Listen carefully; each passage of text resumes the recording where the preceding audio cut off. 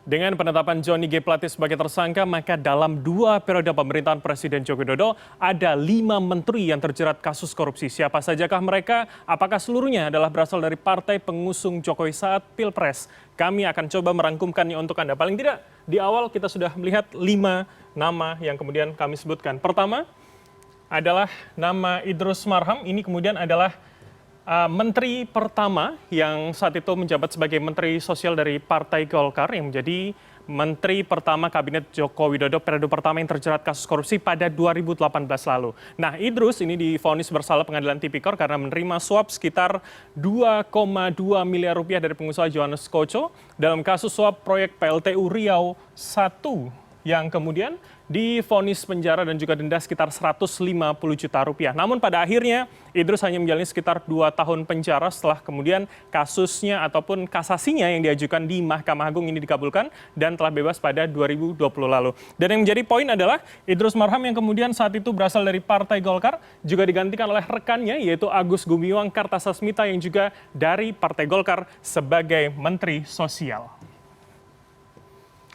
Kemudian siapa berikutnya yaitu Imam Nahrawi. Berbeda 1 tahun dari Idrus Marham, mantan Menteri Pemuda dan Olahraga dari Partai Kebangkitan Bangsa ini kemudian terjerat kasus suap penyaluran pemberian dana hibah Kemenpora, KONI dan gratifikasi di tahun 2019. Imam ini menerima uang sebesar kurang lebih 26,5 miliar dan divonis di Pengadilan Tipikor yaitu sekitar 7 tahun penjara dan pencabutan hak politik selama 4 tahun. Dan posisi Imam kala itu sebagai Menpora yang juga berasal dari Partai Kebangkitan Bangsa digantikan oleh rekannya Hanif Dakiri yang saat itu juga menjabat sebagai Menteri Ketenagakerjaan yang berstatus PLT Menpora karena juga berasal dari partai yang sama yaitu PKB.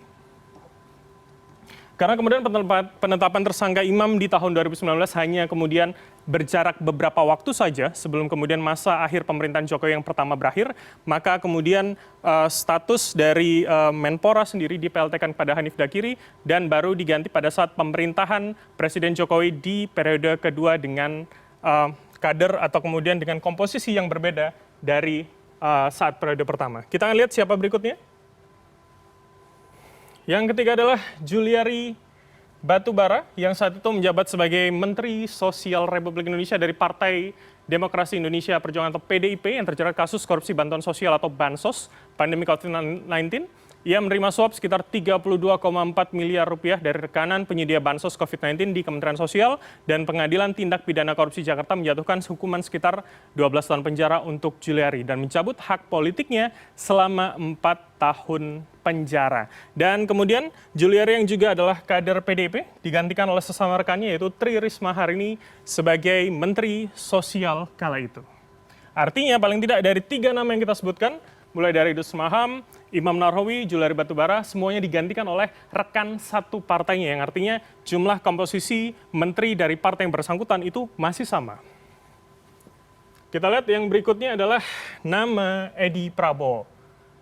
Ini kemudian adalah salah satu menteri, yaitu pada saat itu menjabat sebagai Menteri Kelautan dan Perikanan Republik Indonesia yang berasal dari Partai Gerindra, terjerat dalam kasus suap persetujuan pemberian izin budidaya lobster dan juga izin ekspor benih lobster atau BBL kepada para eksportir. Nah, pengadilan ini menyatakan Edi telah menerima suap sekitar 77 ribu dolar Amerika atau sekitar 1,12 miliar rupiah.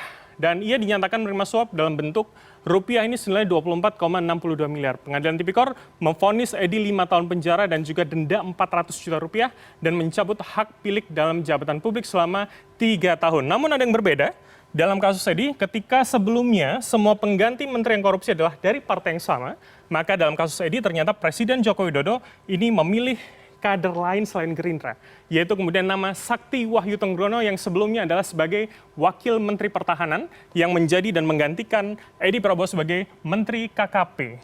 Nah, ini yang menarik adalah dalam kasus ini semacam ada tukar posisi begitu dengan nama Sandiaga Uno yang kemudian dijadikan pada pos Menteri Pariwisata dan juga Ekonomi Kreatif sehingga pos Menteri KKP ini diberikan bukan kepada kader Gerindra yang kemudian meski belakangan Ketua Harian Gerindra Sufmi Dasko Ahmad ini menyebut pengangkatan Sandiaga Uno ini bukanlah mewakili kader Gerindra namun mewakili kalangan profesional.